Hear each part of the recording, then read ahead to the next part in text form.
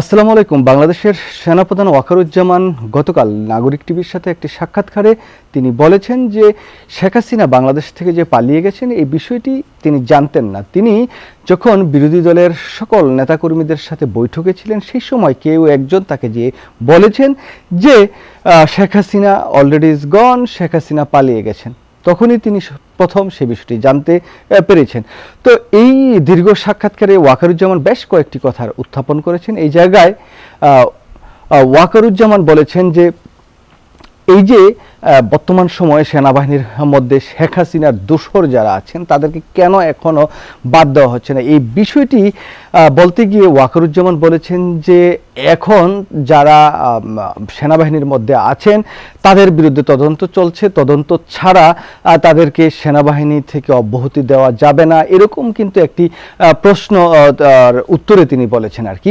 তো এই বিষয়টিতে আমি বলতে চাই যে যারা বিগত দিনগুলোতে যেমন এনটিএফসি, ডিজিএফআই সহ এই যে কিছু সংস্থা আছে সেনাবাহিনীর মধ্যে, সেই জায়গায় যারা দীর্ঘদিন কথা বলেছেন, কাজ করেছেন, গুম খুন হত্যার সাথে নানা পর্যায়ে তারা সম্পৃক্ত ছিলেন, তো সেই সমস্ত মানুষগুলোকে এখনো সেনাবাহিনীতে রেখে তাদের কি তদন্ত হচ্ছে আসলে আমার এই বিষয়টি নিয়ে বোধগম্য নয়।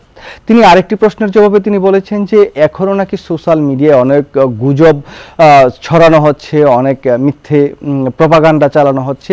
তো এই যে মিথ্যে গুজব বা প্রপাগান্ডার বিষয়টি তিনি যে কথাটা বলেছেন, এই জায়গায় আমি বলতে চাই যে শেখ হাসিনা সরকার ঠিক যেভাবে আগে কথা বলতো যে আমরা যারা প্রবাস থেকে কথা বলি বা শেখ হাসিনার যে অপকর্মের কথাগুলো আমরা তুলে ধরার চেষ্টা করেছিলাম সেগুলো এক প্রকার গুজবই ছিল। তো ঠিক ওয়াকারুজ্জামান এই মুহূর্তে দাঁড়িয়ে কিন্তু ঠিক শেখ হাসিনার যে প্রতিদ্বন্দ্বী সেটাই তিনি করার চেষ্টা করেছেন। বাংলাদেশে আসলে গুজব ছড়ানোর মতো যদি কোনো দল থেকে থাকে সেটা আওয়ামী লীগ। সেই আওয়ামী লীগ এখন বাংলাদেশ থেকে মানে বিতাড়িত হয়েছে, পালিয়ে গেছে। তো সুতরাং তাদের মতো কথা বলে ওয়াকারুজ্জামান যে তার দোষ বা তাদের যে দোষ সেগুলো অস্বীকার করার চেষ্টা করাটা আসলে খুব একটা সমীচীন নয় বলে আমি মনে করি। ওয়াকারুজ্জামান এই ছাত্র জনতার বিপ্লবের প্রথমে তার বিতর্কিত ভূমিকা ছিল, সেটা অস্বীকার করার মতো কোনো অবকাশ নাই। ছাত্র জনতার উপর তারা গুলি করেছে সেটারও কোনো মানে অস্বীকার করার মতো কোনো অবকাশ নাই। ঠিক সেরকমভাবে ছাত্র জনতার এই বিপ্লবকে সফল করার লক্ষ্যে তিনি যে কাজ করেছেন বা তার পরবর্তী যে ভূমিকা, সেনাবাহিনীর সকল সদস্যের সাথে বৈঠকের পর তিনি বলেছেন যে না, সেনাবাহিনীর পক্ষ থেকে ছাত্র জনতার উপর আর গুলি করা হবে না, এই বিষয়টিও মানে অস্বীকার করা যাবে না। সুতরাং যেরকমভাবে এই ওয়াকারুজ্জামানের বিতর্কিত কিছু ভূমিকা আছে, আবার পজিটিভও ভূমিকা আছে। এখন তিনি শেখ হাসিনার প্রেতাত্মাদেরকে রাষ্ট্র ক্ষমতায় রেখে খুব ভালো কিছু হবে বলে আমি মনে করি না, কারণ এই সেনাবাহিনী একটি বড় রোল প্লে করেন সব সময়। সুতরাং সেনাবাহিনী যদি তার মধ্যে এখনো এরকম যারা খুনি সন্ত্রাসী, যারা সরকারি অস্ত্র ব্যবহার করে নানা অপকর্ম করেছেন, পাওয়ার দেখিয়েছেন, তারা যদি এখনো রাষ্ট্র ক্ষমতায় থাকে এবং তারা রাষ্ট্র ক্ষমতায় থেকে যদি এই যে অন্তর্বর্তীকালীন সরকার বা বিপ্লবী যে সরকার তাদেরকে আমরা বলি যে তারা সফল হচ্ছে না, তারা কেন সফল হতে পারছে না, এই বিষয়গুলো যখন আমরা প্রশ্ন তুলি সেই জায়গায় কিন্তু অনেক বড় একটি সমস্যা তৈরি হয়। কারণ তাদেরকে যদি আমরা বলি যে না তাদের বিরুদ্ধে তদন্ত করা হচ্ছে, তদন্তের পরবর্তী সময়ে তাদেরকে আমরা চাকরিচ্যুত করব বা তাদেরকে অব্যাহতি দিব, সেটা করলে আসলে অনেক লেন্দি ব্যাপার এবং তারা যদি ক্ষমতা এখনো থাকে তারা থেকে কিন্তু নানাবিধ প্রবলেম এই বর্তমান যে অন্তর্বর্তীকালীন সরকারে যারা আছেন তাদেরকে তৈরি করতে পারেন, সমস্যায় ফেলতে পারেন। আপনারা জানেন যে ইতিমধ্যেই বেশ কয়েকটি কু হওয়ার চেষ্টা হয়েছে, যেমন জুডিশিয়াল কু হওয়ার চেষ্টা করেছেন, তারপরে যে আনসার বিডিপি একটা কু করার চেষ্টা করেছেন, পুলিশ বাহিনী এই সরকারকে মানে সার্বিক যে সাহায্য সহযোগিতা সেটা না করে প্রশাসনিক একটি কু হওয়ার চেষ্টা হয়েছে।